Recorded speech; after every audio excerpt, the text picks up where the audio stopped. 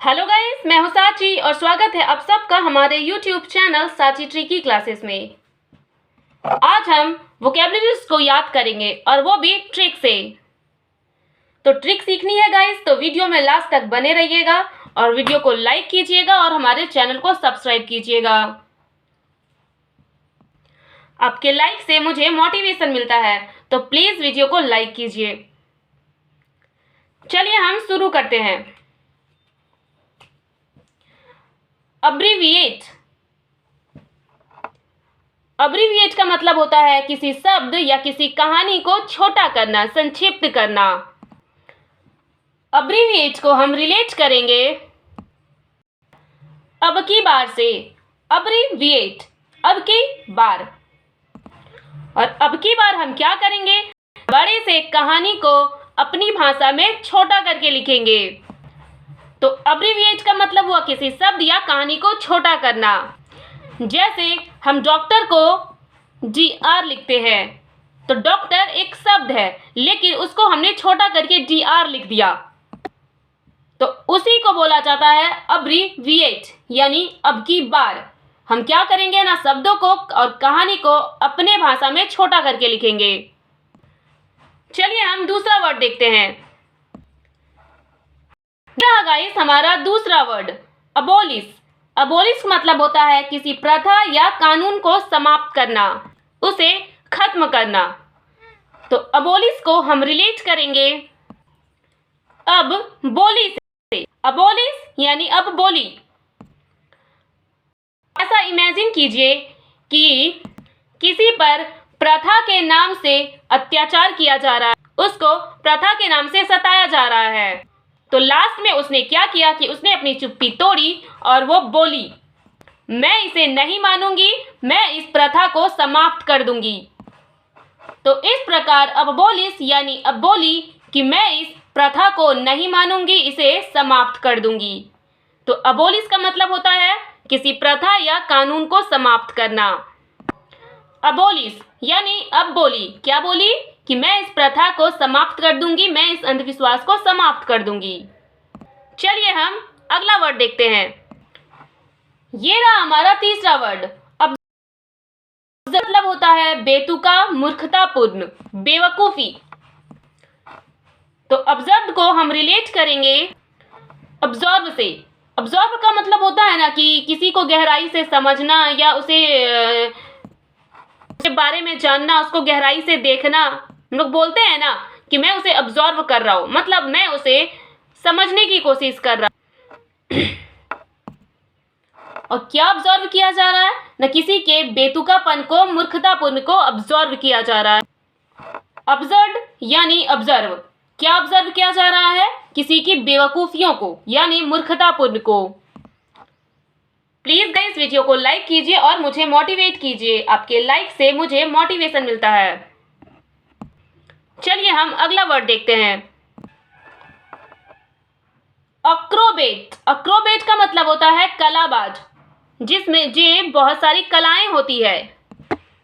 अक्रोबेट को हम रिलेट करेंगे क्रो से, यानी कौवा। अक्रो यानी क्रो। कौवे में तो लाजवाब कला होता है। आप इसे ऐसे समझ सकते हैं कि जो कौवा होता है वो अपने अंडे को कोयल के घोंसले में छोड़ आता है, तो ये तो एक कला ही हुआ ना। तो जो क्रो है वो क्या है ना, वो कलाबाज है। अक्रोबेट क्रो यानी क्रो, क्रो कलाबाज होता है। चलिए हम अगला वर्ड देखते हैं। ये रहा गाइस हमारा अगला वर्ड अक्रोफोबिया। फोबिया हमारा रूट वर्ड है और फोबिया का मतलब होता है डर। किसी भी वर्ड के साथ अगर आपको फोबिया दिख जाए तो आप समझ जाना कि फोबिया का मतलब होता है डर। और अक्रो को अभी हमने रिलेट किया था क्रो से, तो अक्रोफोबिया का मतलब होता है ऊंचाई का डर। तो चलिए हम अक्रोफोबिया को रिलेट करते हैं। अक्रो यानी क्रो। क्रो मतलब कौवा। कौवा उड़ता कहाँ है ना, आकाश में उड़ता है, ऊंचाई पर उड़ता है। अक्रो क्रो मतलब क्रो, क्रो आकाश में उड़ता है यानी ऊंचाई में डरता है, उड़ता है। और फोबिया, फोबिया मतलब होता है डर। तो ऊंचाई का डर। चलिए हम अगला क्वेश्चन देखते हैं। ये रहा अगला वर्ड, अधोनिस। अधोनिस मतलब होता है खूबसूरत, नौजवान, स्मार्ट आदमी जो अच्छा है। तो अधोनिस को हम रिलेट करेंगे धोनी से।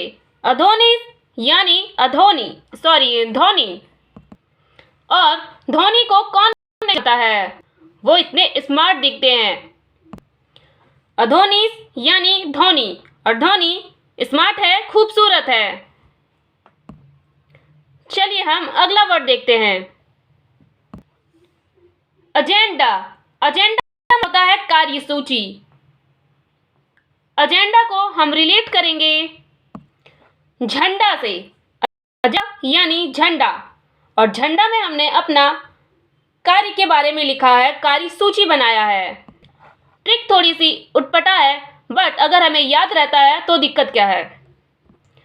तो एजेंडा को हम रिलेट करेंगे झंडा से, और झंडा में हमने अपने कार्यों की जानकारी लिखी है, कार्यों के बारे में लिखा है, उसे ही हमने अपना कार्यसूची बनाया है। प्लीज़ गाइस वीडियो को लाइक कीजिए और मुझे मोटिवेट कीजिए। चलिए हम अगला वर्ड देखते हैं। ये रहा हमारा अगला वर्ड, एल्गोफोबिया। एल्गोफोबिया का मतलब होता है शरीर में कष्ट होने का डर। तो एल्गोफोबिया को हम रिलेट करेंगे, एल्गो यानी अलग होना, और फोबिया का मतलब अभी मैंने आपको बताया कि वो डर होता है। वहां पर एक्रो के साथ फोबिया जुड़ा हुआ था तो ऊंचाई का डर हो गया, और यहाँ एल्गो के साथ फोबिया जुड़ा हुआ है तो शरीर में कष्ट होने का डर हुआ। जब हमारे शरीर का कोई अंग शरीर से अलग होता है तो कष्ट तो होता ही है, पीड़ा होता ही है। तो एल्गो यानी अलग होना, और जब शरीर से कोई अंग उसका अलग हुआ तो शरीर में कष्ट होने का डर हो गया। तो एल्गोफोबिया मतलब शरीर में कष्ट होने का डर। आज के लिए बस इतना ही गाइस, कल हम फिर मिलेंगे कुछ और वर्ड्स के साथ। प्लीज़ वीडियो को लाइक कीजिए और मुझे मोटिवेट कीजिए।